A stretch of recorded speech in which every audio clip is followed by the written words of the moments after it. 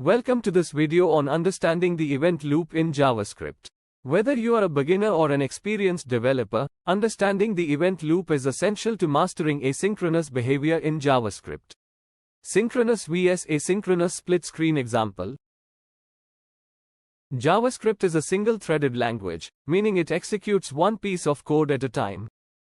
However, it can handle both synchronous and asynchronous operations.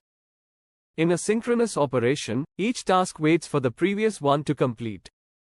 But in an asynchronous operation, tasks can be initiated and completed at different times without blocking the main thread. A timeline showing tasks happening one after the other for synchronous, and tasks starting and finishing at different times for asynchronous, introducing the event loop whiteboard sketch of call stack. So, how does JavaScript manage all this?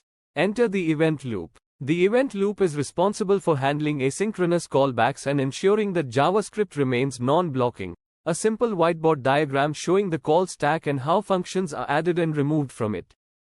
Understanding the components call stack, web apis, task queue. The event loop works by interacting with three key components. Call stack, where your function calls are executed. Web apis, which handle asynchronous operations like HTTP requests, setTimeout, or event listeners. Task queue, also known as the callback queue, where asynchronous operations are queued after they complete.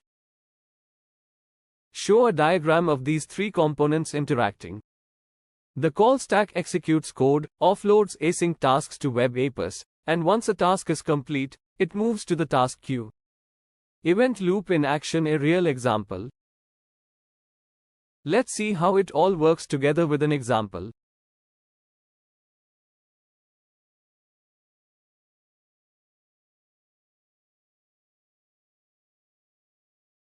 In this example, JavaScript starts by printing start to the console and then encounters the setTimeout function. Since this is an asynchronous function, it offloads the task to web apis and moves on to print end. After the 1-second timer is finished, the callback is moved to the task queue, and once the call stack is empty, the event loop pushes it back to the call stack for execution, printing timeout 1. Show the call stack executing console.log, start, the setTimeout being moved to web apis, then the task moving to the task queue after 1 second, and finally executing the callback after the main thread is clear. Microtasks promise example. Now, let's talk about microtasks, like promises.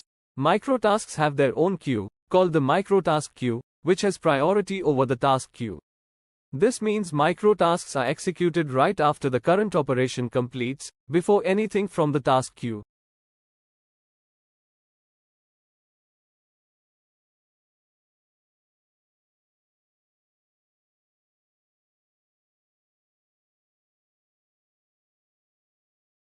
In this example, the promise resolution happens before the setTimeout callback, even though the timeout is set to 0 milliseconds.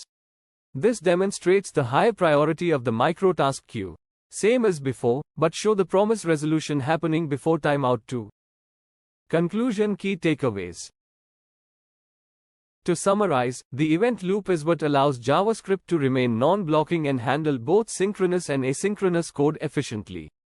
Understanding the event loop helps you write more efficient, bug-free code.